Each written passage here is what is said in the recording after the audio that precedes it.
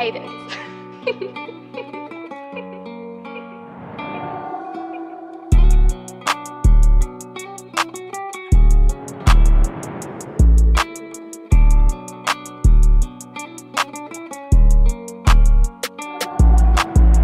Said yes. No. Asked you. No. I didn't hear you. I was in there cooking some bacon. Alright, see where we want to get set up out here. Park. There's a few people coming that normally pit with us. So I'm gonna try to find us some space up here near the gates. Man, it looks like everybody cleared out since yesterday. Guess we'll park right here. Should be good. Let's get this thing unloaded. All right, so we're gonna keep this thing closed up for a minute because it's too cold for my little pansy tail. I even got long pants on today, and I don't come to the track to be miserable and have to deal with the wind. It's just a little breezy out there, man. And it's like here in North Carolina, we switch straight up from hot weather, like 100 degrees, to it was 42 last night. This past week, it was right touching 90, so it's a huge swing. We have no belt on here, as you can see from yesterday. So in the bottom pump, the fuel pump appeared to be a little crooked. So I'm gonna look at a few things this morning. I got to get a new belt back on here. So last night I picked up another blower belt because we shredded the one from yesterday. And we're gonna check the angles on the pulleys and just see if we can see any dead giveaway issues basically on this thing before we try to send it today. See if we can find anything that's wrong. I'm very frustrated with this setup right now, even though we're just trying to make this work to get some content and, you know, go from there. But we may just go ahead and start buying the turbo stuff and keep running the car and just kind of stack the turbo stuff in the garage for when it gets a little colder, and then you know, do it during some downtime. So let's see if we can find any issues. We also got the alternator belt. I don't think John's going to show none of that in his video. It moved the alternator belt down there. Right there. So it jumped it one rib over, so I got to reset that. And just see if we can find anything. Also might go ahead and change the oil filter. I grabbed one of them while I was there last night. So let's get at it. So we don't have no great way to do this here at the track really, but I brought this with me. So we take this on the intake, okay, and we're going to zero this out roughly. Everything's rough because we're inside of a trailer, okay? So that is reading, that's 0.0 right there, roughly, give or take, okay? All of these are going to change because we're in a trailer, even though I zeroed it out off the floor and stuff like that. So bear with me. So if we get down here, that is reading pretty much same as the intake right there on the angle. That's 0.14 right there, but when I move it, that's 0.10. When I move it down there, that's 0.8. And I did have it where it was 0.0. There's 0.10 again. Okay, so we're gonna call that pretty much between 0.10 and 0. And then when we come on our blower bracket, now we got 1.10. Okay, so I think even with rough measurements, we can agree that that's close to 0 and this is close to 1. So this top needs to go that way to get it at the same angle. So we're gonna take this washer out that I have in here to shim it because I thought it was an issue, and see what we get.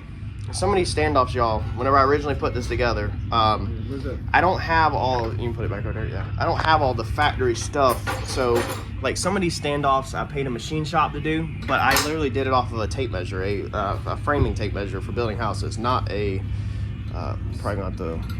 We can try to hit it with a screwdriver. Yeah, just knock it straight down. So what I'm saying is they're not precise, and then like, where my engine plate goes through, I built the engine plate, okay? That standoff down there goes all the way through and it touches the motor. So that one right there on that bolt is precise, but then this one touches the motor plate. So the motor plate could be off. Like I had to measure the distance of that, so that could be off. I don't remember if this one was touched or if this one is straight from Procharger and wasn't touched, but I might honestly need to call Procharger. I want just be careful that we don't lose it on this end, you know, and then lose what? Like the whole standoff and then can't get it back in there. Oh, hold it.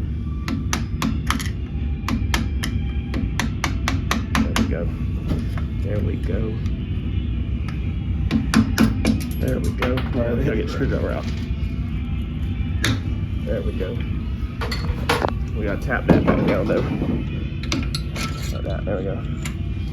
So it might be time to call Procharger, and if it's not expensive, order all these standoffs again, like a whole kit, brand new standoffs, and then not modify them. I mean, I know when I originally did this, I modified as little as possible. Like I didn't purposely modify anything. But it might be time to redo them and see what we got. But we'll see what this measures. All right, so let's grab our thing again. All right, let's see what that. I don't know if we need to re-zero it, but Get a armband back. they gave me one at the gate. Let me give you shit. Let's see here. Oops, that's off.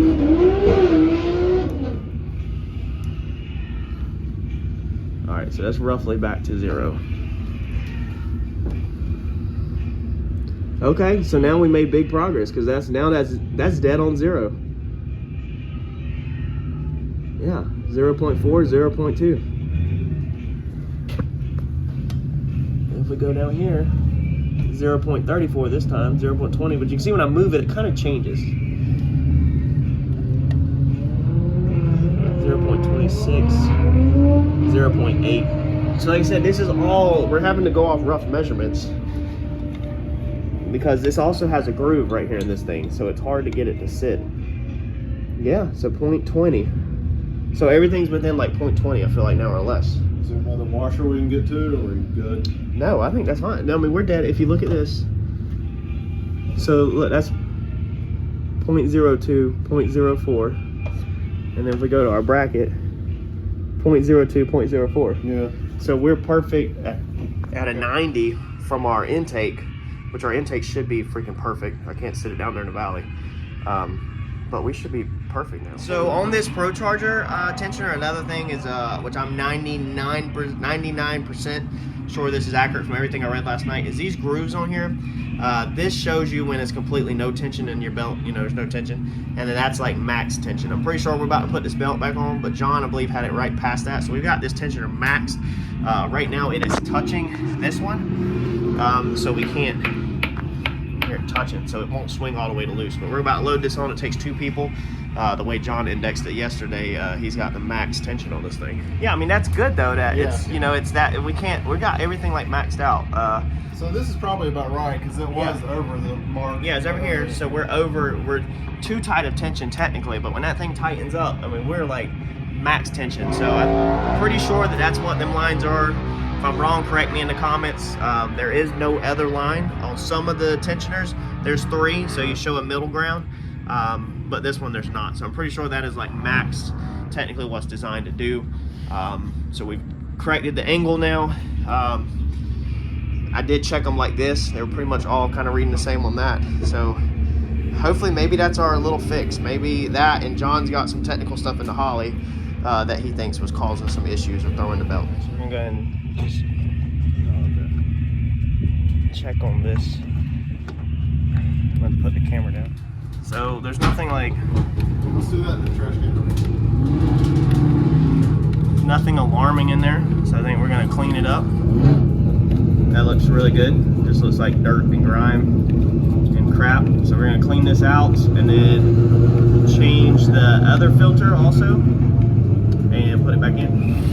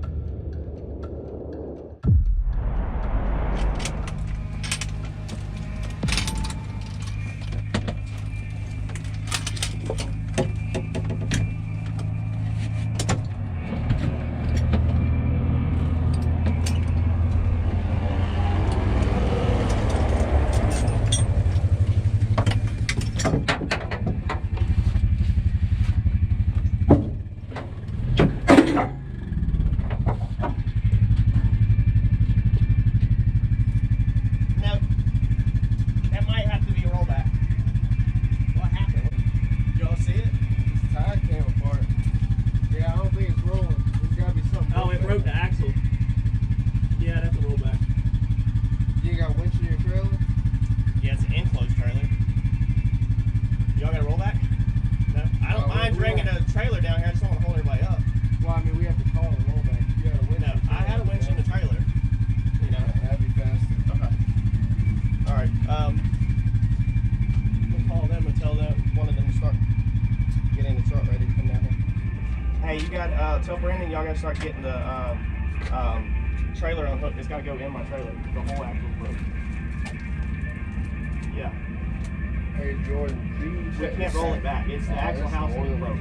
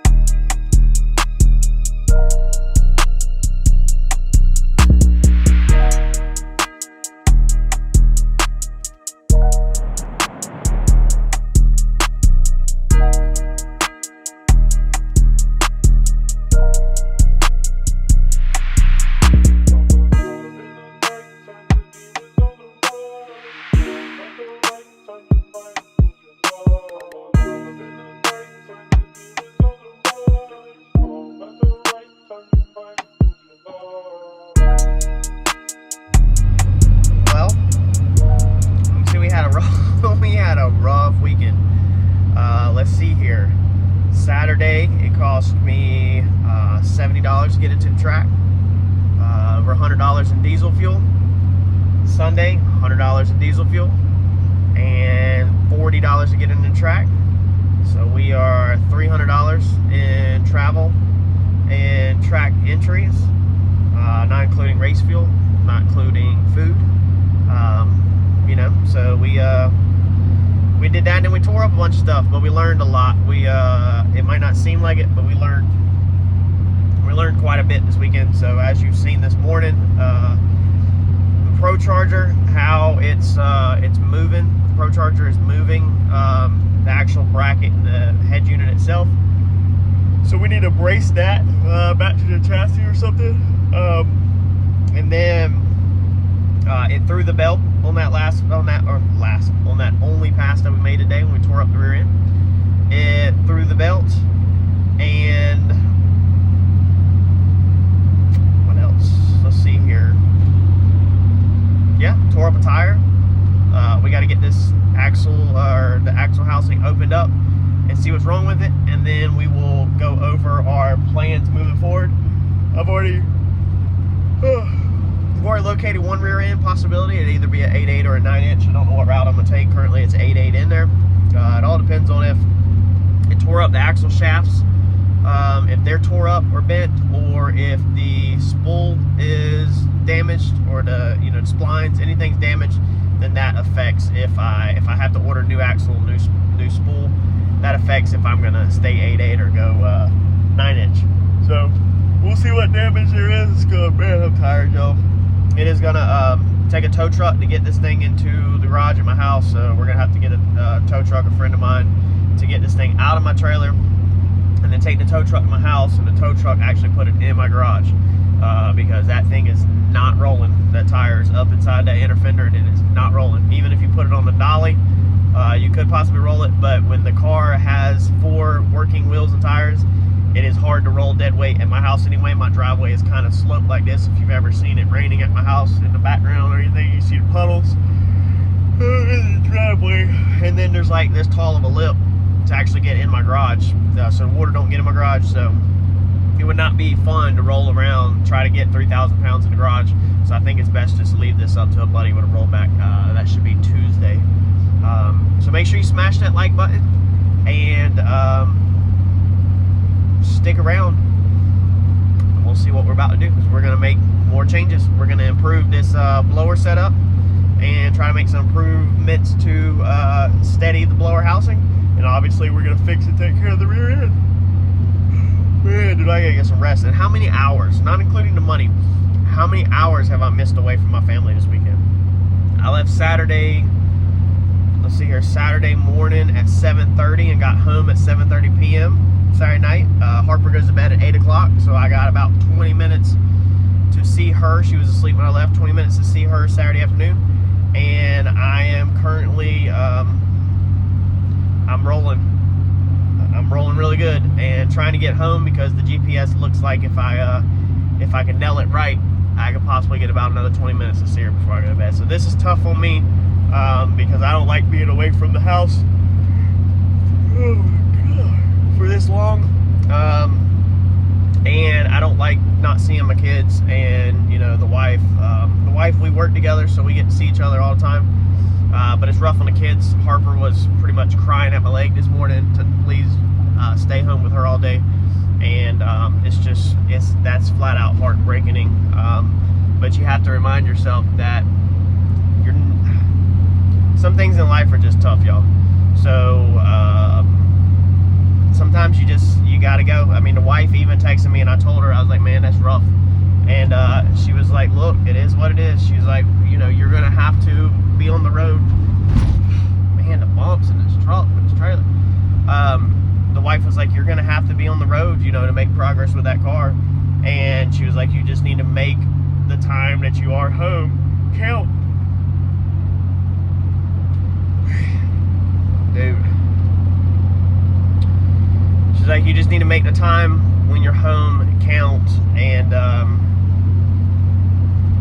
that's what it is. Chasing dreams, man. When you're out chasing your dreams and trying to make stuff happen, you're gonna have to sacrifice certain things in life, and you're just hoping that in the long run there's a bigger picture, that all of this is gonna pay off, and you're gonna get to live a lifestyle that you want and that you can only currently dream of. Smash that like button, because I'm gonna take y'all along on this journey with me. I'll catch y'all on the next video. Thanks, y'all.